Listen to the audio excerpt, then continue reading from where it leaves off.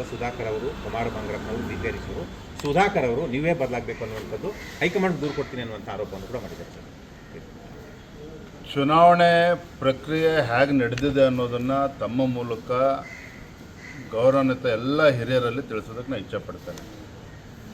ನಾನು ರಾಜ್ಯದ ಅಧ್ಯಕ್ಷನಾಗಿ ಯಾವುದೇ ಜಿಲ್ಲೆಯ ಅಭಿಪ್ರಾಯವನ್ನು ಕೂಡ ಕೊಟ್ಟಿಲ್ಲ, ಕೊಡೋದಕ್ಕೆ ಅವಕಾಶವೂ ಕೂಡ ಇಲ್ಲ. ಕೇಂದ್ರದಿಂದ ನಮ್ಮ ಕ್ಯಾಪ್ಟನ್ ಗಣೇಶ್ ಕಾರ್ಣಿಕ್ ಅವ್ರನ್ನ ಚುನಾವಣೆಯ ಒಂದು ಜವಾಬ್ದಾರಿಯನ್ನು ಅವ್ರಿಗೆ ಕೊಟ್ಟಿದ್ದರು. 13 ಜನ ಅಬ್ಸರ್ವರ್ಸ್ನು ಕೂಡ ನೇಮಕ ಮಾಡಿದರು, ವೀಕ್ಷಕರನ್ನು. ಪ್ರತಿಯೊಬ್ಬ ವೀಕ್ಷಕರಿಗೂ ಕೂಡ 3 ಜಿಲ್ಲೆ ಜವಾಬ್ದಾರಿಯನ್ನು ಕೂಡ ನೀಡಲಾಗಿತ್ತು. ಪ್ರತಿ ಜಿಲ್ಲೆಗೂ ಕೂಡ ಚುನಾವಣಾಧಿಕಾರಿ, ರಿಟರ್ನಿಂಗ್ ಆಫೀಸರ್ ಮತ್ತು ರಿಟರ್ನಿಂಗ್ ಆಫೀಸರ್ ಕೂಡ ನೇಮಕಾತಿ ಆಗಿದೆ. ಮತ್ತು ರಿಟರ್ನಿಂಗ್ ಆಫೀಸರು ಮತ್ತು ರಿಟರ್ನಿಂಗ್ ಆಫೀಸರರ ನೇತೃತ್ವದಲ್ಲಿ, ಅವರ ಸಮಕ್ಷಮದಲ್ಲಿ ಆ ಜಿಲ್ಲೆಗಳಲ್ಲಿ ಎಲ್ಲ ಪ್ರಮುಖರ ವಿಶ್ವಾಸಕ್ಕೆ ತೆಗೆದುಕೊಂಡು ಅಭಿಪ್ರಾಯನ ಪಡೆದುಕೊಂಡು 3 ಹೆಸರುಗಳನ್ನು ರಾಜ್ಯಕ್ಕೆ ಕಳಿಸ್ಕೊಟ್ಟಿದ್ದಾರೆ. ಜಿಲ್ಲೆ ತಂಡದಿಂದ ಯಾವ್ಯಾವ 3 ಹೆಸರುಗಳನ್ನು ಕೊಟ್ಟಿದ್ದಾರೋ ಆ 3 ಹೆಸರುಗಳನ್ನು ದೆಹಲಿಗೆ ಕಳಿಸ್ಕೊಟ್ಟು, ದೆಹಲಿಯಿಂದ ಅಂತಿಮವಾಗಿ ತೀರ್ಮಾನ ಆಗಿರ್ತಕ್ಕಂಥ ನಂತರದಲ್ಲಿ ನನ್ನ ಚುನಾವಣಾ ಪ್ರಕ್ರಿಯೆ ನಡೆದ್ಬಿಟ್ಟು ಅವ್ರ ಹೆಸರನ್ನ ಘೋಷಣೆ ಆಗಿರ್ತಕ್ಕಂಥದ್ದು. ಈ ಪ್ರಕ್ರಿಯೆಯಲ್ಲಿ ವಿಜಯೇಂದ್ರ ಅವರ ಪಾತ್ರ 0. ನಾನು ರಾಜ್ಯದ ಅಧ್ಯಕ್ಷ ಇರ್ಬೋದು, ರಾಜ್ಯದ ಅಧ್ಯಕ್ಷ ಇದ್ದರೂ ಸಹ ನನ್ನ ಜಿಲ್ಲೆ ಬಗ್ಗೆ ಅಭಿಪ್ರಾಯನ ಕೊಡ್ಬೋದೇ ಹೊರತು ರಾಜ್ಯದ ಯಾವುದೇ ಜಿಲ್ಲೆಗೆ ಅಭಿಪ್ರಾಯ ಕೊಡೋದಕ್ಕೆ ನನಗೂ ಕೂಡ ಅಧಿಕಾರ ಇಲ್ಲ. ಇದು ಎಲ್ಲರೂ ಕೂಡ ಗೊತ್ತಿರಬೇಕು. ಕಾರಣ ಏನಂದ್ರೆ ಇಲ್ಲಿ ಯಾರನ್ನೂ ಕೂಡ ಸುಧಾಕರ್ನೂ ಕೂಡ ದೂಷಿಸೋಕ್ಕೆ ಹೋಗೋದಿಲ್ಲ. ಈ ಚುನಾವಣಾ ಪ್ರಕ್ರಿಯೆ ಏನು ಅಂತೇಳಿ ಯಾರಿಗೂ ಕೂಡ ಗೊತ್ತಿಲ್ಲ, ಗೊಂದಲ ಇದೆ. ಯಾಕಂದರೆ ಮೊದಲ ಬಾರಿ ಇಡೀ ದೇಶಾದ್ಯಂತ ಇವತ್ತು ನಮ್ಮ ರಾಜ್ಯದಲ್ಲಿ ಏನು ಚುನಾವಣಾ ಪ್ರಕ್ರಿಯೆ ನಡೆದಿದೆಯೋ, ಚಿಕ್ಕಬಳ್ಳಾಪುರ ಜಿಲ್ಲೆನಲ್ಲಿ ಏನು ಚುನಾವಣಾ ಪ್ರಕ್ರಿಯೆ ನಡೆದಿದೆ, ಇಡೀ ದೇಶದಲ್ಲಿ ಇದೇ ವ್ಯವಸ್ಥೆಯಲ್ಲಿ ನಡೀತಾ ಇರ್ತಕ್ಕಂಥದ್ದು. ನಾನು ಹೊಸದಾಗಿ ಯಾವುದೋ ಒಂದು ಪ್ರಕ್ರಿಯೆ ಮಾಡೋಕ್ಕೆ ನನಗೂ ಕೂಡ ಅಧಿಕಾರ ಇಲ್ಲ, ಕೇಂದ್ರ ಎಲ್ಲವನ್ನೂ ಕೂಡ ಗಮನಿಸ್ತಾ ಇದೆ. ಎರಡನೇದಾಗಿ ಮಾನ್ಯ ಸುಧಾಕರ್ ಅವರ ಆಕ್ರೋಶಭರಿತ ಮಾತುಗಳನ್ನು ನಾನು ಕೇಳಿದ್ದೇನೆ. ಆಕ್ರೋಶಭರಿತ ಮಾತುಗಳನ್ನು ನಿನ್ನೆ ಸುಧಾಕರ್ ಅವರು ಏನು ಹೇಳಿದ್ದಾರೆ ಅದನ್ನು ಕೇಳಿದ್ದೇನೆ. ಒಂದು ರೀತಿ ವಿಜಯೇಂದ್ರ ಅವರು ನಮ್ಮನ್ನು ಸಮಾಧಿ ಮಾಡೋಕ್ಕೆ ಹೊರಟಿದ್ದಾರೆ. ನಾನು ತಮ್ಮ ಮೂಲಕ ಸುಧಾಕರ್ ಹೇಳೋದಕ್ಕೆ ಇಷ್ಟಪಡ್ತೇನೆ, ಈ ರೀತಿ ಹೇಳಿಕೆಗಳನ್ನು ದಯವಿಟ್ಟು ಕೊಡಬೇಡಿ. ಅದು ನಿಮಗೂ ಕೂಡ ಗೌರವ ತರೋದಿಲ್ಲ, ನನಗೂ ಕೂಡ ಗೌರವ ತಂದು ಕೊಡೋದಿಲ್ಲ. ಅಲ್ಲಿ ಯಾರು ಆಯ್ಕೆ ಆಗಿದೆ ಅವನು ಕೂಡ ಪಕ್ಷದೊಬ್ಬ ಕಾರ್ಯಕರ್ತ ಮತ್ತು ಸುಧಾಕರ್ ಅವರ ಸಂಬಂಧಿನೂ ಕೂಡ ಹೌದು. ಹಾಗಾಗಿ ಚುನಾವಣಾ ಪ್ರಕ್ರಿಯೆ ಏನಾಗಿದೆ ಅನ್ನೋದನ್ನ ಅವರು ಕೂಡ ಅರ್ಥ ಮಾಡ್ಕೊಳ್ಳಿ. ಅವ್ರು ಏನೇ ಟೀಕೆ ಮಾಡಿದ್ರು ನಾವು ಅವ್ರನ್ನ ಟೀಕೆ ಮಾಡೋದಕ್ಕೆ ಹೋಗೋದಿಲ್ಲ. ಮಾಜಿ ಸಚಿವರಾಗಿ ಅವರು ಕೂಡ ಕೆಲಸವನ್ನು ಮಾಡಿದ್ದಾರೆ.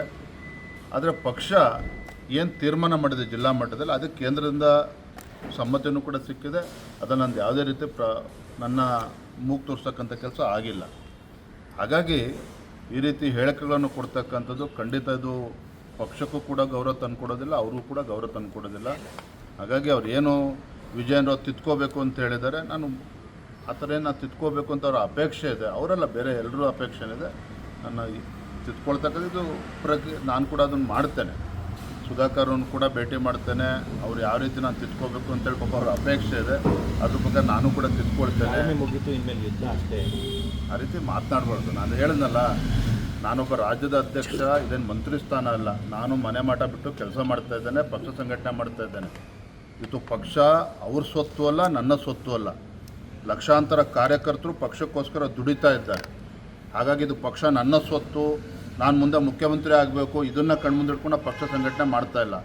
ಆ ರೀತಿ ಹಗುರವಾಗಿ ಮಾತಾಡ್ತಕ್ಕಂಥದ್ದು ಅವ್ರಿಗೆ ಶೋಭೆ ತರೋದಿಲ್ಲ. ಖಂಡಿತ ಆ ರೀತಿ ಮಾತನಾಡಬಾರ್ದು ಅಂತೇಳಿ ತಮ್ಮ ಮೂಲಕ ಆಗ್ರಹ ಮಾಡ್ತಾ ಇಲ್ಲ, ವಿನಂತಿ ಮಾಡ್ತಾ ಇದ್ದೇನೆ. Thank you. ಈಗ ಹೈಕಮಾಂಡ್ಗೆ ಏನಾದರೂ ಹೇಳ್ತೀರಾ ಸರ್, ಇಷ್ಟೆಲ್ಲ ಆಗ್ತಾ ಇದೆ? ಇಲ್ಲ ರೀ, ನೋಡ್ರಿ ಪಾಪ ಯಾರೋ ಒಬ್ಬರು ಅಪೇಕ್ಷೆ ಪಟ್ಟರು ಅಂತೇಳಿ ಅವ್ರು ಹೇಳಿದಂತೆ ಜಿಲ್ಲಾಧ್ಯಕ್ಷರು ಮಾಡೋದಕ್ಕಾಗೋದಿಲ್ಲ. ಮತ್ತು ಅದನ್ನು ನನ್ನ ಪಾತ್ರನೂ ಇಲ್ಲ, ಮತ್ತೆ ಹೇಳ್ತಾ ಇದ್ದೇನೆ. ಉದಾಹರಣೆಯಲ್ಲಿ ರಾಮಚಂದ್ರ ಅವರು ಕೂಡ ಅಪೇಕ್ಷಿತರಿದ್ದರು, ಅಧ್ಯಕ್ಷ ಆಗಬೇಕು ಅಂತೇಳಿ. ಅವೆಲ್ಲ ಪ್ರಕ್ರಿಯೆ ನಡೆದಿದೆ. ಆ ರೀತಿ ನನ್ನ ಮೇಲೆ ಆರೋಪ ಮಾಡ್ತಕ್ಕಂಥದ್ದು ಇದು ಖಂಡಿತ ಸರಿಯಲ್ಲ. ಅಲ್ಲಿ ವೀಕ್ಷಕರು ಹೋಗಿದ್ದರು, ಎಲ್ಲೋ ಕೂಡ ಅವರ ಸಮ್ಮುಖದಲ್ಲಾಗಿದೆ. ಅದರಲ್ಲಿ ನನ್ನ ಪಾತ್ರ ಏನಿಲ್ಲ. ದಯವಿಟ್ಟು ಸುಧಾಕರ್ ಅವರು ಕೂಡ ಅನ್ಯತಾ ಭಾವಿಸ್ಬಾರ್ದು, ತಪ್ಪು ತಿಳ್ಕೊಬಾರ್ದು. ಮತ್ತು ಅಲ್ಲಿ ಕಾರ್ಯಕರ್ತನ ಆಗಿದೆ. ಹಾಗಾಗಿ ಏನು ಅವರು ಸರಿ ಮಾಡಬೇಕು, ಮುಂದೆ ಅವ್ರು ಯಾರು ಪದಾಧಿಕಾರಿ ಅವ್ರಿಗೂ ಅಧಿಕಾರ ಇದೆ. ಮುಂದೆ ಜಿಲ್ಲೆನಲ್ಲಿ ಯಾರ್ಯಾರು ಪದಾಧಿಕಾರಿಗಳು ಮಾಡಬೇಕು, ಅವರು ಸಲಹೆ ಕೊಡಲಿ ಅಲ್ಲಿ ಜಿಲ್ಲಾ ಮಟ್ಟದಲ್ಲಿ. ಖಂಡಿತ ಈ ರೀತಿ ಮಾತನಾಡ್ತಕ್ಕಂಥ ಸರಿಯಲ್ಲ. ಮತ್ತು ನನ್ನ ಈ ಎಲ್ಲ ಚುನಾವಣಾ ಪ್ರಕ್ರಿಯೆಯಲ್ಲಿ ರಾಜ್ಯದ ಅಧ್ಯಕ್ಷ ವಿಜೇಂದ್ರ ಅವರ ಪಾತ್ರ ಯಾವ ಜಿಲ್ಲೆಯಲ್ಲೂ ಕೂಡ ಇಲ್ಲ. ಅದು ಮತ್ತೊಮ್ಮೆ ಸಚಿವರಾಗಿ ಅವರೇ ಆದಂಥ ಒಂದು ಕೆಲಸ ಮಾಡಿದ್ದಾರೆ, ಪಕ್ಷ ಸಂಘಟನೆ ಕೂಡ ಅವರೇ ಆದಂಥ ಒಂದು ಶಕ್ತಿಯನ್ನು ಕೊಟ್ಟಿದ್ದಾರೆ.